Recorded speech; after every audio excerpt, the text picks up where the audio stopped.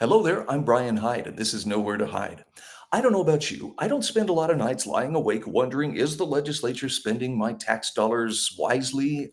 But I probably should be. And I especially feel this way after reading a recent article from Fred Birnbaum, who is the Legislative Affairs Director for the Idaho Freedom Foundation. There's a thing or two called off book spending and continuous appropriations that unfortunately allows for more than a bit of mischief on the part of the legislature when it comes to spending the taxpayers' dollars. And I've got details coming up. All reporters are biased, the Idaho Press Club are biased, all media, newspaper, radio. To be completely blunt here, Brian, and there are plans to expand indoctrination. That's right. Well, Idahoans are also concerned. Horror shot. That line would be moving a little bit farther west. I'm like crying. Nobody wants to see dark money is influencing policy. Once again, welcome to Nowhere to Hide.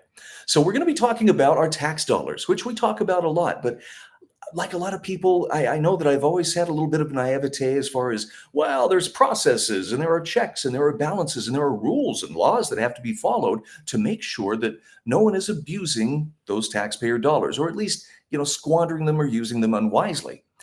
Then I came across this article by Fred Birnbaum from the Idaho Freedom Foundation that shows a problem, and if it's happening here, it makes you wonder, where else could it be happening? People who are familiar with southern Idaho, particularly southeast Idaho, will be familiar with Lava Hot Springs.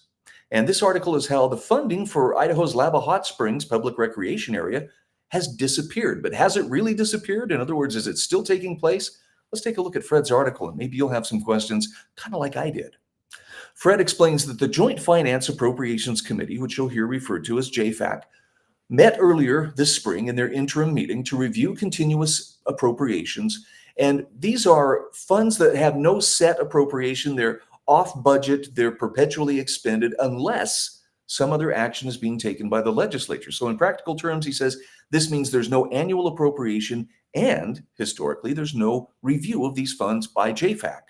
And this is one of the kickers. I don't know if you've sat down and you've read the legislative budget book.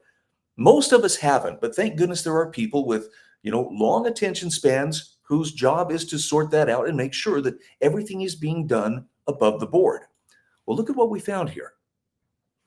The Idaho government spends millions of dollars every year on maintaining Lava Hot Springs, but the money for it doesn't actually appear anywhere in the legislative budget book. Its operating budget, along with a lot of other expenditures, has been questionably classified as a continuous appropriation, which removes it from regular legislative review. Well, would that be a problem? Well, take a look and you tell me. Maybe it's a bigger problem than we think. Now, here's some background, which again, you can find in Fred's article. If you go to idahofreedom.org, you'll find his article right there on the front page. But this is how the 2023 fiscal year legislative budget book described Lava Hot Springs. We get a little bit of history about how the Hot Springs Foundation and the business itself was acquired by the state from the federal government. And it talks about Section 67-4401 that states that all the rights to operate, manage, and control Lava Hot Springs are vested in the Lava Hot Springs Foundation. So they have 15.8 full-time personnel, about 65 part-time people in the summer when the large swimming pools open, during the cold months of the year, the hot baths are open, and so forth. So just a little bit of background on what all that funding covers. But you've got to see this graphic to fully appreciate, how this could be misused and how it could be used to mislead us into, well, look at the money we're saving. It's not even part of the budget, but that doesn't mean it's not being spent. So going back to fiscal year 2021, you can see the funding was $3 million, roughly $2.3 million, roughly in 2021, and then it drops off to zero for fiscal year 2023, 22, and fiscal year 2023. So when you look at the budget book for fiscal year 2023, here's where Fred points out that we have a real problem. During the 2021 session, Senate Bill 1123 granted continuous appropriation to the foundation, which removes the need for an annual appropriation bill. In other words, the money's going to be there. It's just automatic appropriation. So what that meant was that the legislature would no longer see an appropriation bill for Lava Hot Springs. In fact, the fiscal note for SB 1123 said this bill would have no impact on the general fund, it would save the foundation approximately $1,000 in dedicated funds associated with travel to Boise and other state-mandated budget submission and presentation requirements. Okay, so it's going to save us $1,000. Well, then let's do it. Fast forward to fiscal year 2024. Surprise, surprise, the Lava Hot Springs budget doesn't appear anywhere in the legislative budget book. And maybe $1,000 in funds were saved by not traveling to Boise to develop and present a budget. But what is the spending now? Fred says, we don't know because it's off the books. Now, remember, the budget page that we just showed you shows the actual spending in fiscal year 2021 was $2,327,400. Now we see from data provided during the recent JFAC review that 3 years later, the spending increased to $3,597,509. And that's without legislative oversight. That's a 55% increase in 3 years. So $1,000 was saved in the budget development and presentations, but at the cost of a $1.27 million spending increase. And I'm not accusing anybody of trying to be dishonest or trying to pull the wool over our eyes. But you have to admit, that's some pretty cool accounting sleight of hand to make sure that those funds aren't being too closely scrutinized. So it's a problem. If it's happening there, where else might it be happening? Now, during the JFAC review, the following reasons were provided for continuous appropriations. In other words, these are the things that qualify. Multi-year projects like the Permanent Building Fund, quick responses in emergencies, disaster emergency fund. Didn't the governor just move a chunk of change from one fund to another to make sure that he could have that for his disaster emergency fund or for any other emergency that might come up?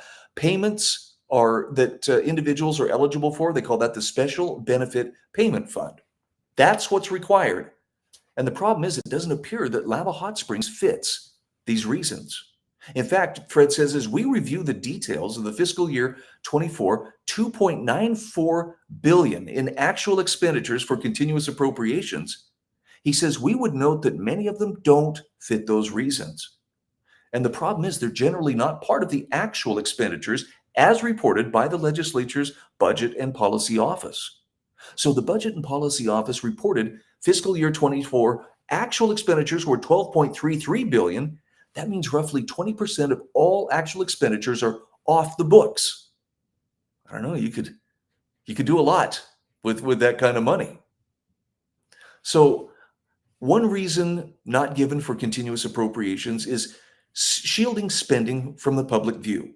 And Fred says whether or not it's the intent, that's the outcome. That's effectively what happens because of that designation. And it's the primary reason that the state dedicated fund spending shows a 14% increase from fiscal year 25 to fiscal year 26.